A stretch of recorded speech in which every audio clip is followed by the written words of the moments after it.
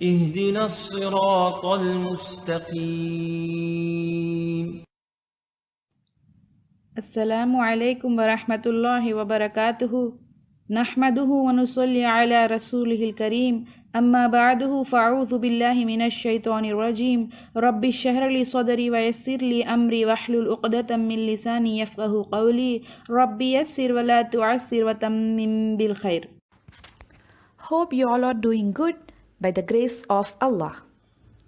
There are so many natural phenomena in this universe.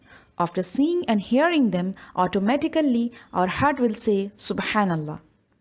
One of such natural miracles is the birth of human being. That is how Allah Almighty makes a drop of blood in the womb of a mother in the form of a child. After seeing it, it comes to our heart automatically. Indeed, Allah Almighty is the Creator.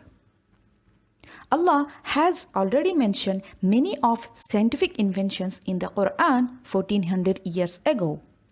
Of course, the Qur'an is not a book of science, but it is a book of science, S-I-G-N-S, which tells us the glory of Allah the Almighty. So today in this video I am going to explain one such a game-changing science inventions about which Allah Almighty had mentioned in the Quran 1400 years ago. Have you ever heard of E is equal to mc square equation? Yes, this is the game-changing theory that Einstein had introduced. Albert Einstein's theory of relativity has been introduced in 19th century. So first we will look into Einstein's theory of relativity, that how science explains this theory, and then I will present some such Quranic verses which make you understand Quran has introduced this theory of relativity 1400 years ago. Einstein had introduced two theories, special theory of relativity and general theory of relativity. Now, let's take a closer look at Einstein's special theory of relativity. Assume that you are driving a car with a speed of 100 km per hour, with your friend sitting beside you. According to you two people, your speed is 0 for each other. Now, assume a man is staying on the side of the road. According to that man, your speed is 100 km per hour. Now again assume a car is coming in front of you whose speed is 60 km per hour. But since the speed of your car is 100 km per hour, so sitting in the car you feel that the car is moving towards you with a speed of 160 km per hour. From this we can say that the speed is relative. If the frame of reference changes, the speed also changes. The speed of light is the same no matter who measures it. The fastest speed an object can travel with is the speed of light in the whole universe. Nothing can go faster than light. If the speed of light is always the same, it means that an astronaut going very fast relative to Earth will measure the seconds ticking by slower than an earthbound observer will. Time essentially slows down for the astronaut. A phenomenon called time dilation occurs. Now let us take a brief look at Einstein's general theory of relativity, i.e. E equals to mc square. Gravity affects time. For any object which has gravity, time will slow down and time will run fast in the space. It is especially interesting because the Quran used the same analogy in its verses 1400 years ago. In chapter 32, verse number 5, it says, He arranges each matter from the heaven to the earth. Then it will ascend to him in a day the extent of which is 1,000 years of those which you count. The concept of relativity was asserted by Allah almost 1400 years ago. The Quran came with a full explanation of the variable nature of time and place. It proved that neither of these dimensions in fact absolute. Time is shown to be variable in several verses of Quran, i.e. everything will return to him on a day whose length will be as 1,000 years of your counting. This shows the relativity of time between humanity and Allah. In another verse, just as impressive, it is stated that chapter 22, verse number 47.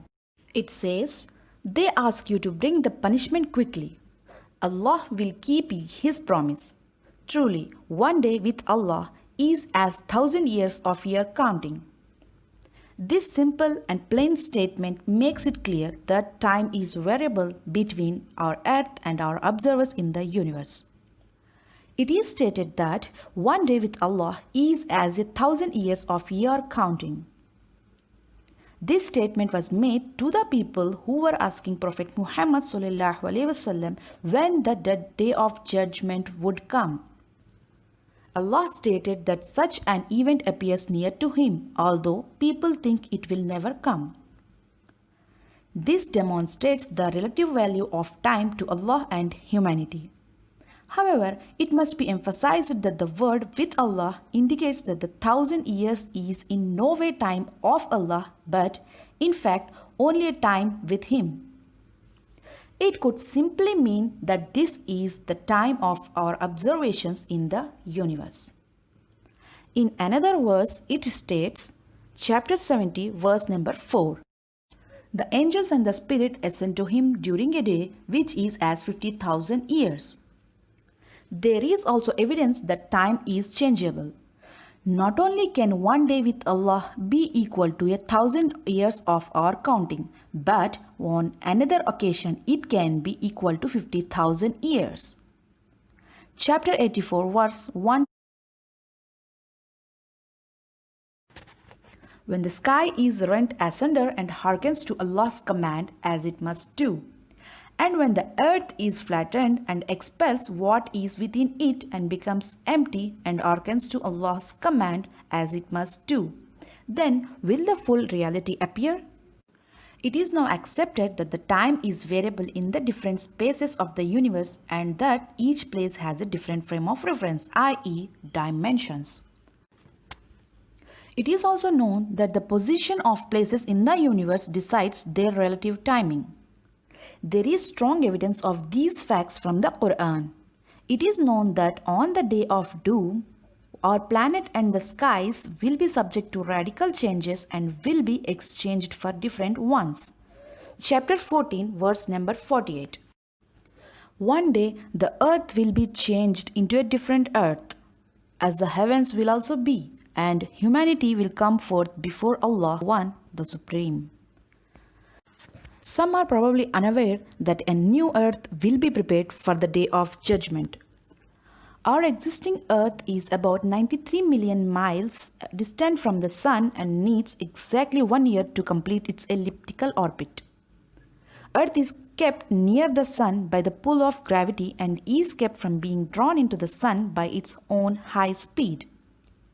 The position of the new earth is unknown, yet we are informed of its timing.